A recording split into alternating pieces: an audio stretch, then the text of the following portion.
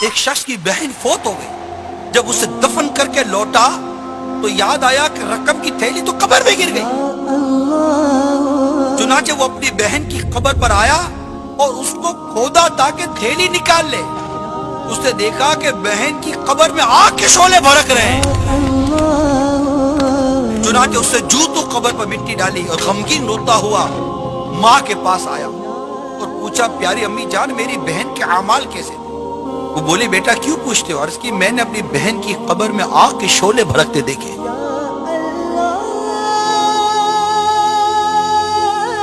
یہ سن کر ماں بھی رونے لگی اور کہا افسوس افسوس 100 کروڑ افسوس.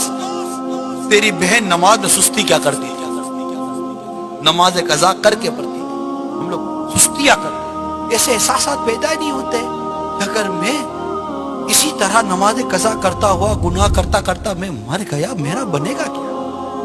اگر مجھے قبر میں ڈال دیا گیا اور قبر کی دونوں دیواریں مل گئی اور میری پسلیاں ٹوٹ کر ایک دوسرے بے وست ہو گئی میرا بنے گا کیا؟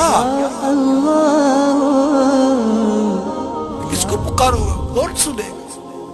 اللہ ناراض ہو گئے اس کے ابھی روٹ گئے مر جائیں گے.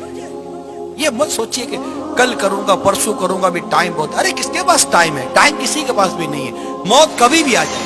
موت عمر دے کر نہیں آتی. موت وقت دے کر. وقت آیا موت آ گئی. ارے موت سے پہلے مان جائیں ہم لوگ. آنکھیں بند ہے کھولو اپنی آنکھیں اس سے پہلے کہ موت ہماری آنکھیں بند کر دے. آنکھ کھول لیجیے.